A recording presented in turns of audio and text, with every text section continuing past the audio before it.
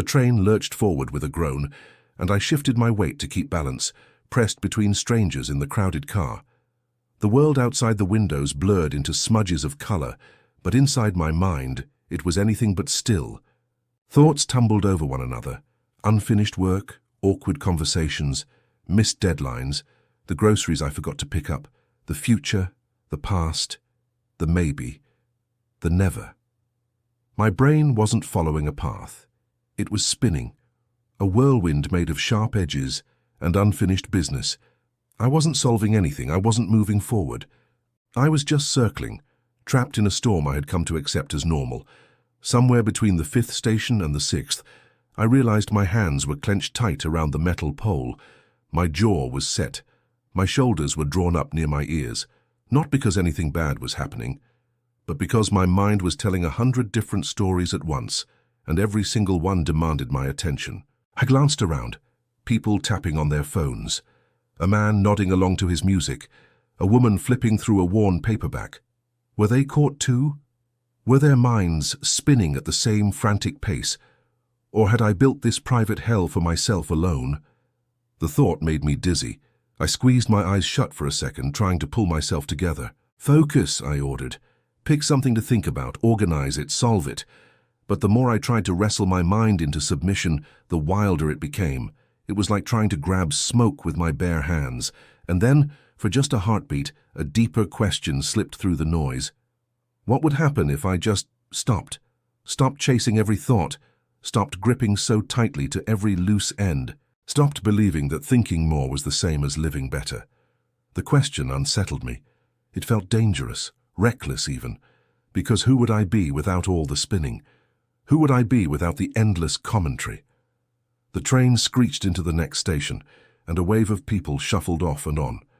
I stayed rooted in my spot, feeling the lurch, the sway, the heaviness of my own head. Maybe peace isn't something you chase. Maybe it's what's left when you stop running. If you've ever felt trapped in your own thoughts, know that you're not alone. Share a moment if you feel called to. The real test came when life stopped being quiet. It was a normal day.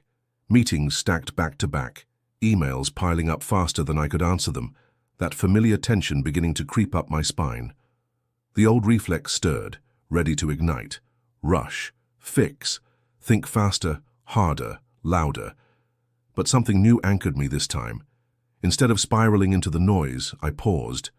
I felt the chair beneath me, the coolness of the glass in my hand, the simple, steady rhythm of my breath. The room around me was still buzzing, keyboards clacking, voices overlapping. But inside, there was space. A calm center, untouched by the chaos. A colleague asked me a question I didn't know the answer to. The old me would have panicked, scrambled for the right words.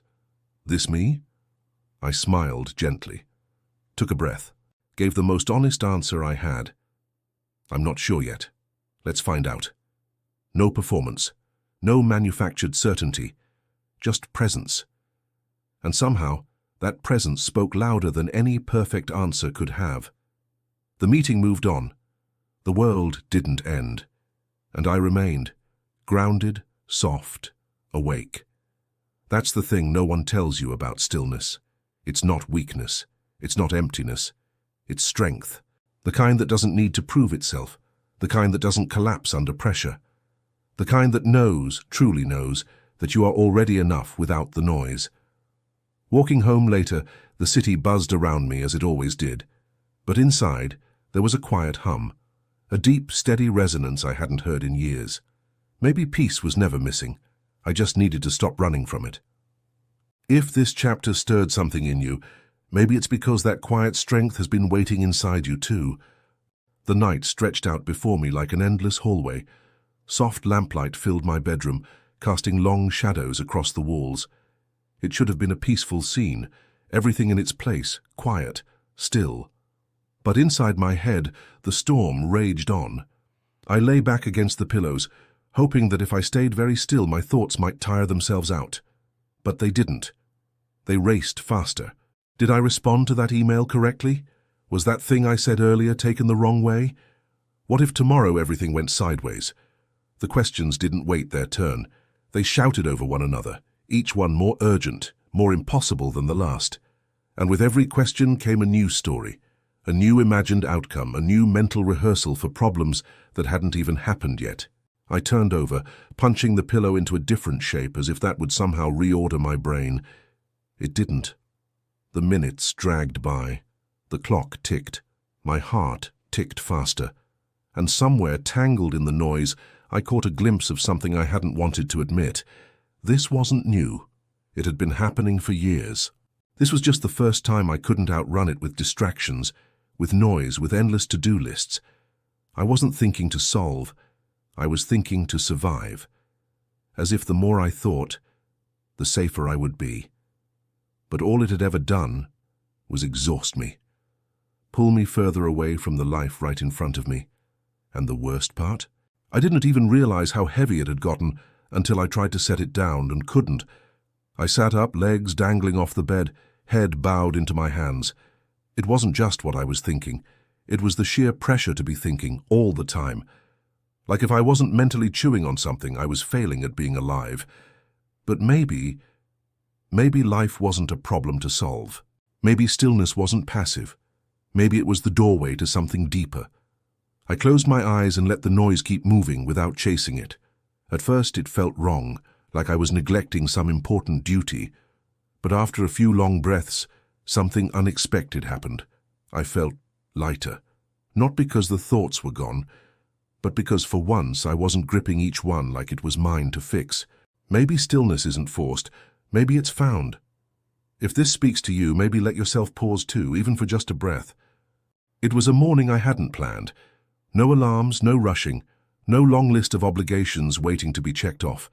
Just a slow drift out of sleep, sunlight warming the corners of my room, and the sudden, quiet thought, go outside.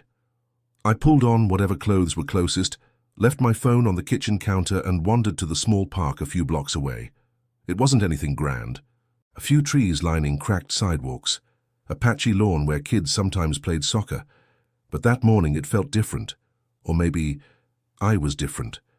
The air was crisp, filled with the soft rustle of leaves. A couple jogged by, lost in conversation. An old man threw crumbs to a flock of pigeons, his movements slow, deliberate. I found an empty bench under a broad oak tree and sat down without thinking about it too much. No plan, no goal, just me, sitting. At first, the familiar itch returned. A tugging in my mind, asking if I was wasting time. A whisper suggesting I should be checking something, fixing something, thinking about something important. But this time, I didn't take the bait. I let the thoughts rise like bubbles and drift away without popping them. And then, for the first time in what felt like forever, there was nothing. No commentary, no narration. Just the quiet hum of life itself. The way the light filtered through the leaves, dappling the ground in gold.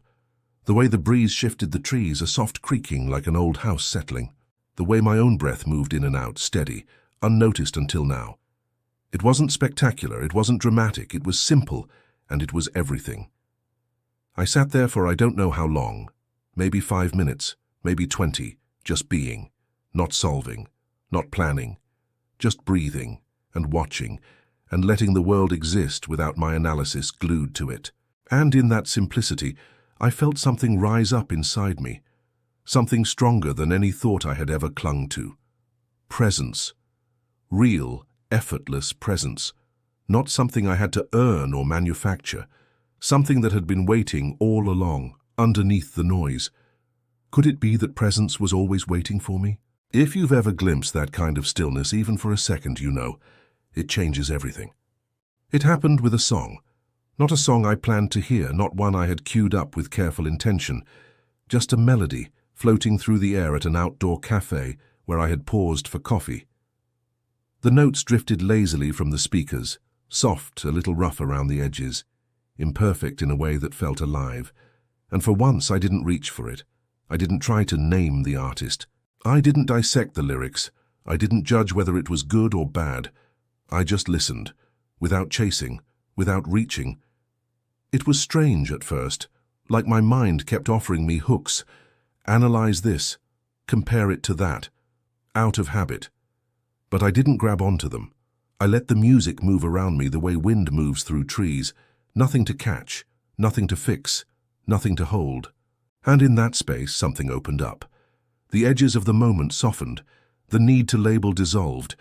It wasn't about the song anymore. It wasn't even about me. It was about being, fully, quietly, deeply. It reminded me of how I used to listen as a kid, lying on the floor next to the old stereo, letting sounds wash over me without needing to understand them. Back then, I didn't listen to think about music. I listened to feel it. And maybe that's what I had forgotten along the way. Maybe not every experience needs a mental caption. Maybe not every moment needs an explanation. Maybe some things, the best things, are meant to be lived, not analyzed. I sipped my coffee slowly, letting the world unfold without my constant commentary. The clink of cups, the murmur of conversations, the steady pulse of the city. I wasn't running after each sound, each thought, each impression. I was simply here, present, open, unhurried. Maybe awareness doesn't need my interference. Maybe it's been waiting all along, patient beneath the noise, ready to be heard the moment I stopped trying so hard to listen. If you've ever felt a moment of pure, effortless awareness, you know it's not something you achieve, it's something you remember. The change didn't come with a crash of thunder or a sweeping declaration. It arrived quietly, like mist rolling in over a quiet field, so slow, so soft, I almost missed it. One morning, I woke earlier than usual, not because of an alarm, not because of stress, just naturally. The world outside was still draped in that pre-dawn hush, and instead of reaching for my phone like I usually did, I just lay there, breathing, listening. I moved slowly through my morning, making coffee, opening a window to let in the cool air, feeling the texture of the mug against my hands.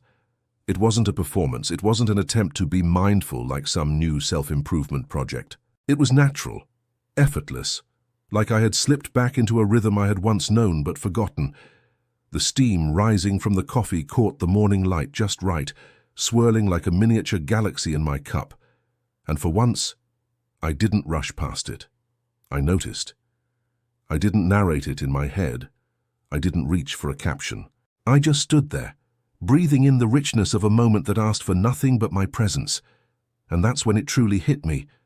Life isn't happening later, after I solve everything, after I plan everything, after I think it all through. Life is happening now, in the quiet sipping of coffee, in the feel of bare feet against the cool floor, in the breath moving in and out without my permission. For so long I thought being present was some distant state I had to earn by fixing myself first. But it's simpler than that. It's not about fixing anything. It's about stopping long enough to realize nothing was broken.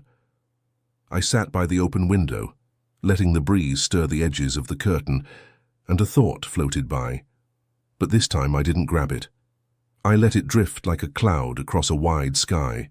Maybe I wasn't my thoughts. Maybe I was the sky they moved through.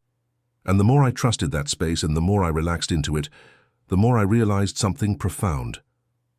I wasn't missing life. I had just been too busy chasing my own thoughts to feel it. Maybe this presence was my home all along. If you've ever caught even a glimpse of this deeper stillness, you know, it changes not just how you think, but how you are. The real test came when life stopped being quiet. It was a normal day. Meetings stacked back to back, emails piling up faster than I could answer them, that familiar tension beginning to creep up my spine. The old reflex stirred, ready to ignite, rush, fix, think faster, harder, louder. But something new anchored me this time. Instead of spiraling into the noise, I paused. I felt the chair beneath me, the coolness of the glass in my hand, the simple, steady rhythm of my breath. The room around me was still buzzing, keyboards clacking, voices overlapping. But inside, there was space. A calm center, untouched by the chaos. A colleague asked me a question I didn't know the answer to. The old me would have panicked, scrambled for the right words. This me? I smiled gently, took a breath, gave the most honest answer I had. I'm not sure yet. Let's find out. No performance, no manufactured certainty, just presence. And somehow, that presence spoke louder than any perfect answer could have. The meeting moved on. The world didn't end. And I remained, grounded, soft, awake. That's the thing no one tells you about stillness. It's not weakness. It's not emptiness. It's strength. The kind that doesn't need to prove itself. The kind that doesn't collapse under pressure. The kind that knows, truly knows, that you are already enough without the noise. Walking home later, the city buzzed around me as it always did. But inside, there was a quiet hum. A deep, steady resonance I hadn't heard in years. Maybe peace was never missing. I just needed to stop running from it. If this chapter stirred something in you, maybe it's because that quiet strength has been waiting inside you too. As the last echoes of the day faded, a deeper silence remained. Not the absence of sound, but the presence of something richer. It turns out, stillness was never emptiness. It was the quiet strength underneath it all, patiently waiting. And maybe, just maybe, the truest clarity comes not from thinking harder, but from remembering that you were already here all along,